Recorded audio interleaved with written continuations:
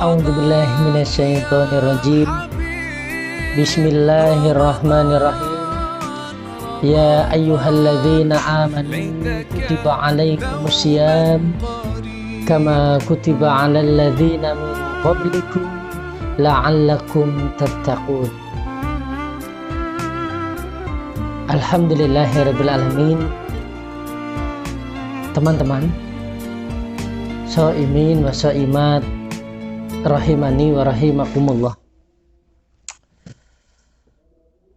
Barang siapa yang berada di suatu majelis yang di sana disampaikan ayat-ayat Allah, dikaji hadis-hadis Rasulullah Shallallahu Alaihi Wasallam yang berisi watawasau bil haq watawasau bis sabr, saling doa mendoakan, maka akan dikelilingi oleh para malaikat, ditenangkan hatinya, dimudahkan langkah ke depannya. Amin ya rabbal alamin. Mudah-mudahan kita termasuk orang-orang yang mendapat doanya para malaikat. Bersyukur dan beruntunglah teman-teman yang saat ini bisa mengikuti kajian ini, mudah-mudahan termasuk bagian dari orang yang mendapatkan doanya para malaikat. Amin. Assalamualaikum warahmatullahi wabarakatuh. Innal hamdalillah nahmaduhu wa nasta'inuhu wa nastaghfiruh wa na'udzu billahi min syururi anfusina wa min sayyiati a'malina. May yahdihillahu fala mudhillalah wa may yudlilhu fala hadiyalah. Asyhadu an la ilaha illallah wahdahu la syarikalah wa asyhadu anna Muhammadan abduhu wa rasuluh. Allahumma sholli ala Muhammadin wa ala alihi wa ashabihi wa man tabi'ahum bi ihsani ila yaumiddin. Qala Rasulullah sallallahu alaihi wasallam, man amila amalan laisa minni fahuwa raddun. Teman-teman saimin wa saimat yang sama-sama mengharap ridha dan ampunan Allah Subhanahu wa taala. Tanpa terasa kita sudah memasuki beberapa hari di bulan Ramadan. Sudah memasuki sepertiga bulan Ramadan. Mungkin malah ini sudah mendekati separuh di bulan Ramadan. Bulan Ramadan di sana bulan penuh kebaikan, penuh keberkahan, bulan yang penuh dengan segala kebaikan-kebaikan yang tidak terjadi di bulan-bulan yang lain. Terlebih bulan Ramadan tahun ini benar-benar bulan yang super istimewa.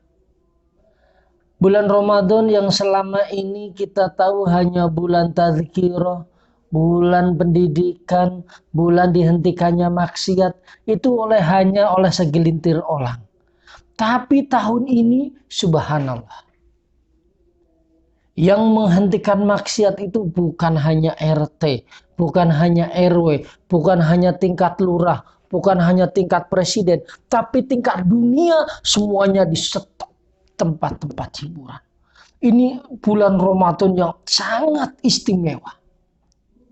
Bulan Ramadan yang menjadi khusyuk ibadah di rumah, tidak diganggu oleh aktivitas-aktivitas dunia. Kalau bulan Ramadan tahun yang lalu dan sebelumnya, mungkin kita masih beraktivitas di luar, sehingga ibadah kita terganggu. Hanya malamnya, itu pun sisa tenaga dari siang hari. Tapi Ramadan tahun ini subhanallah, dari siang dan malam kita berada di rumah, berpuasa, beribadah di rumah. Ini bulan Ramadan yang sangat istimewa teman-teman. Maka untuk bulan yang istimewa, kita juga butuh persiapan yang istimewa teman-teman, agar kita mendapatkan la'allakum tattaqun. Teman-teman shaimin wa shaimat rahimani wa rahimakumullah. Dalam kesempatan ini insya Allah Bapak akan sampaikan terkait dengan tata cara berpuasa. Berpuasa itu kalau secara waktu min tulu'il fajr ila ghurubis syams. Dari terbitnya matahari sampai terbenamnya matahari. Dan yang perlu kita tahu, puasa itu bukan hanya menghentikan proses pencernaan yang ada di dalam perut. Bukan hanya itu. Tapi puasa ini adalah memuasakan semuanya. Memuasakan mata, memuasakan telinga, memuasakan tangan, memuasakan ucapan. Semuanya berpuasa. Kalau perut itu hanya min tulu'il fajr ila ghurubis syams. Tapi kalau panca indera ini selama bulan Ramadan, bahkan selama-lamanya selama kita hidup, ini harus ke dalam kondisi terjaga. Baiklah teman-teman, karena ini bulan istimewa, maka kita butuh persiapan yang istimewa. Mudah-mudahan teman-teman senantiasa terjaga oleh Allah dari wabah yang saat ini melanda negeri kita. Mudah-mudahan kita senantiasa terjaga dan kita bisa melaksanakan puasa tersebut tanpa ada halangan suatu apapun. Justru dengan ada corona ini, mari kita saling fastabiqul khairat, berlomba-lomba dalam kebaikan. Yakni dalam hal ini berpuasa dengan sungguh-sungguh sehingga puasa itu bisa mengantarkan kita kepada la'allakum tattaqun. Teman-teman, syaimin wa syaimat yang budiman dimanapun berada, beberapa syarat berpuasa. Yang pertama itu tentang syarat wajib puasa. Syarat wajib puasa yang pertama Islam pastinya. Yang kedua balik. Balik itu artinya sudah tamjiz. Yang ketiga berakal. Berakal itu artinya tidak gila. Karena syariat hanya berlaku untuk orang yang berakal. Kemudian sehat dalam artian tidak membahayakan dirinya ketika dia berpuasa. Kemudian bermukim, menetap, tidak dalam keadaan musafir. Musafir itu melakukan perjalanan. Kalau melakukan perjalanan boleh tidak berpuasa dengan ukuran tertentu, tapi alangkah baiknya tetap berpuasa. Kemudian yang keenam, suci dari haid dan nifas. Itu syarat wajib berpuasa. Teman-teman, rahimani wa rahimakumullah. Untuk selanjutnya, syarat sah berpuasa. Ini syarat sah berpuasa yang pertama, dia seorang yang muslim, beragama Islam. Yang kedua, berakal, mumayyiz. Ini syarat sahnya, suci dari haid dan nyata telah masuk bulan Ramadan. Ini sah. Kalau ingin puasa Ramadan tapi di bulan yang lain, maka ini tidak termasuk bulan puasa di bulan Ramadan. Teman-teman, kemudian ada rukun-rukun berpuasa. Rukun-rukunnya itu ada orangnya yang melaksanakan berpuasa, ada niatnya di malam harinya kita niat gitu ya. Kemudian ada menahan diri dari perkara-perkara yang membatalkan puasa. Jangan sampai puasa kita hanya menahan lapar dan dahaga sehingga pahala puasa kita habis. Teman-teman yang dirahmati Allah Subhanahu wa taala, yang selanjutnya perkara yang membatalkan puasa. Jangan sampai teman-teman kita sudah capek-capek bangun ya untuk sahur, kita menghindar dari makanan tapi ternyata pahalanya batal. Kita hanya mendapatkan lapar dan dahaga saja. Kenapa bisa begitu teman-teman? Nah, ini jangan sampai terjadi pada kita teman-teman. Baiklah, yang bisa membatalkan puasa yang pertama, makan dan minum dengan sengaja. Dengan sengaja. Tapi ada pernah suatu kasus seperti ini. Dia dalam keadaan puasa, tetapi lupa kalau dia sedang berpuasa, tiba-tiba minum aja. Minum sampai kenyang. Setelah minum sampai kenyang, baru ingat, ya Allah saya berpuasa. Apakah puasanya sah? Sah. Lanjut saja puasanya, asal benar-benar lupa. Tapi kalau pura-pura lupa, ya beda lagi urusannya. Ini Allah yang maha tahu, Allahu a'lam.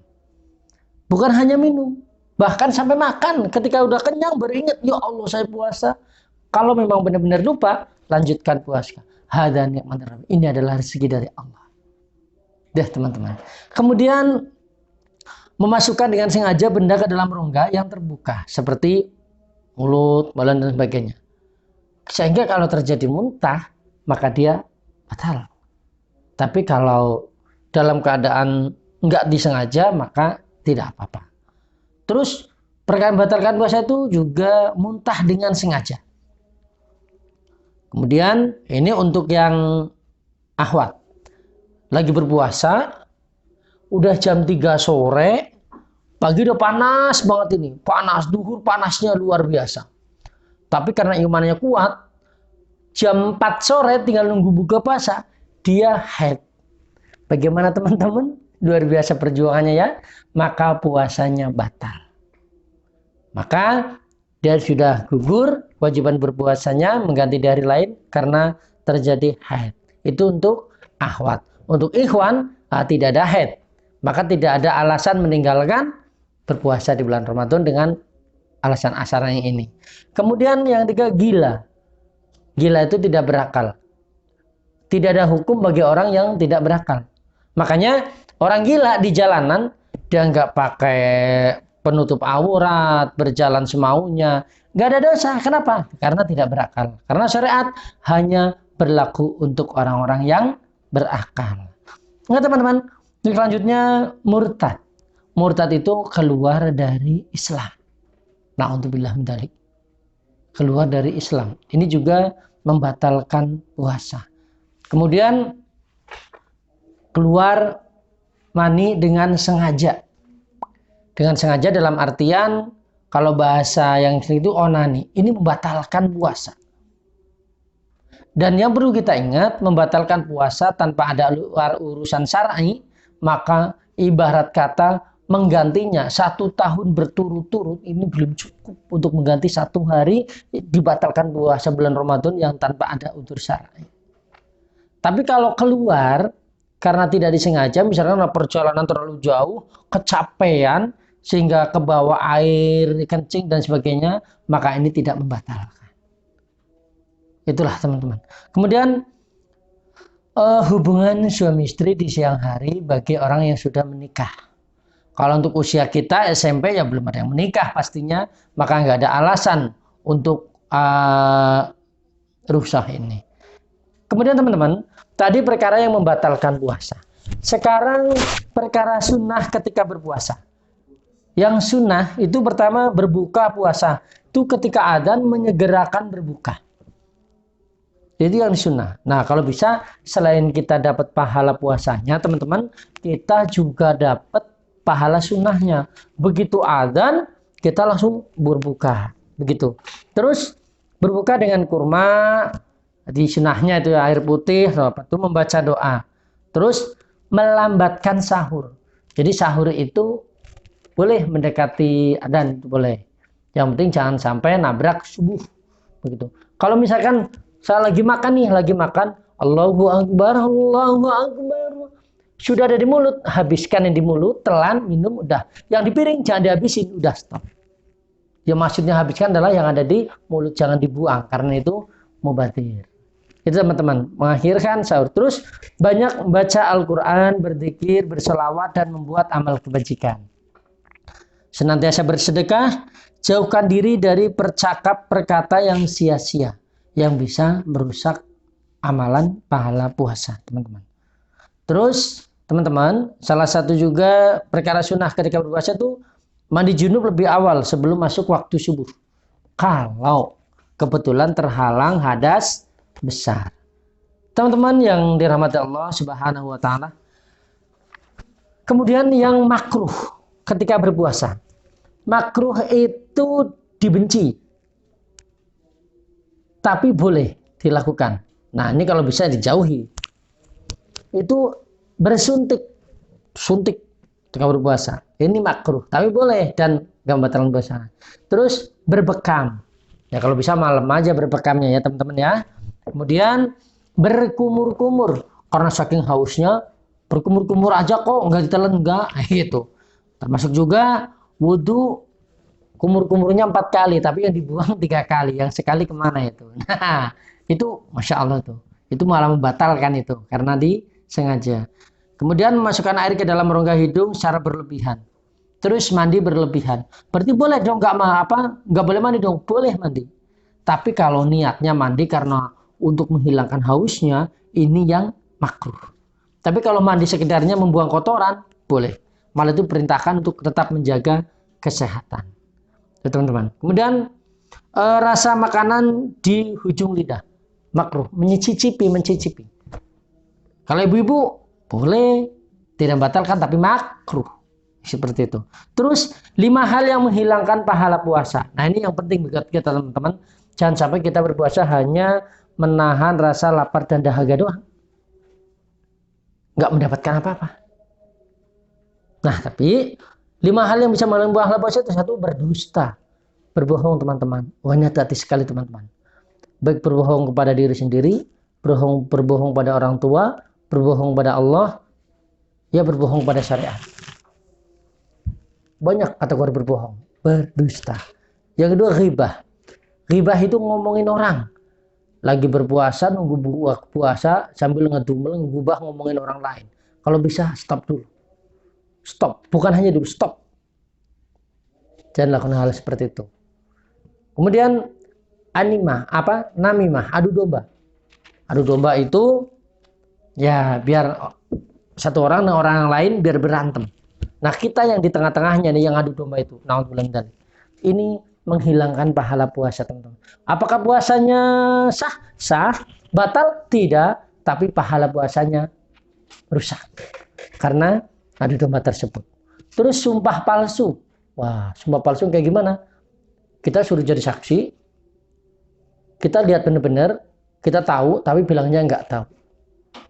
Karena untuk kepentingan tertentu, kita nggak tahu, tapi kalau kita tahu menguntungkan seseorang lain, maka kita katakan yang tersebut. Maka itu sumpah palsu, ini merusak pahala puasa. Kemudian, memandang seseorang dengan nafsu syahwat. Wajar lah ya, laki-laki, ikhwan, suka sama akhwat. Akhwat, suka sama ikhwan. Kalau melihatnya cuma sekali, sekilas, kok cantik, kok ganteng, kemudian udah, itu rizki. Tapi begitu ngelihat, oh cantik, ngelihat lagi begini, malah dipelototin. Nah, ini yang merusak pahala puasa. Kalau cuma sekali doang ya sudah, itu rizki minallah. Masya Allah, udah gitu doang. Cantiknya, gantengnya, cukup. Tapi kalau diulang lagi, malah dipelototin. Wah, ini yang merusak pahala puasa, teman-teman. Karena ini usia-usia teman-teman saat ini lagi begitu, teman-teman. Benar-benar harus hati-hati betul. Jaga diri, jaga pandangan, jaga telinga, jaga langkah kita, jaga pikiran kita, jaga ucapan kita, karena kita memuasakan semuanya. Kemudian mengeluarkan kata-kata yang keji, yang kotor, yang dilarang oleh syariat. Melukai orang lain dengan kata-kata kita. Nah, itulah teman-teman yang bisa saya sampaikan. Mudah-mudahan dalam puasa bulan Ramadan yang tinggal beberapa hari ini, kita bisa melaksanakan dengan sungguh-sungguh. Karena kita tidak tahu bisa berjumpa kembali atau tidak bulan Ramadan di tahun yang akan datang. Mungkin ini adalah bulan Ramadan yang terakhir buat kita. Mari, bulan Ramadan istimewa, kita persiapkan diri dengan persiapan yang istimewa. Agar kita mendapatkan pahala puasa, dan dari puasa itu menjadi la'allakum tattaqun. Akhirnya, selamat menjalani ibadah puasa, teman-teman sekalian.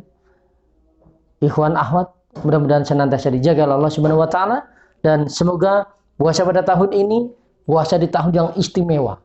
Puasa di tengah pandemi. Puasa yang ekonomi sulit. Mungkin teman-teman nggak merasakan itu, tapi orang tua, Masya Allah, merasakan itu, teman-teman. Maka teman-teman berpuasalah dengan sungguh-sungguh, banyaklah berdoa untuk kemudahan kedua orang tuanya. Maka mudah-mudahan membanyakan kita buat amal jariah. Insya Allah kita akan selamat dan kita bisa masuk ke surga Allah dengan pintu Ar-Rayyan. Amin ya rabbal alamin. Kurang lebihnya mohon maaf. Astaghfirullahaladzim. Subhanakallahumma wa bihamdika asyhadu an la ilaha illa anta astaghfiruka wa atubu ilaik. Assalamualaikum warahmatullahi wabarakatuh.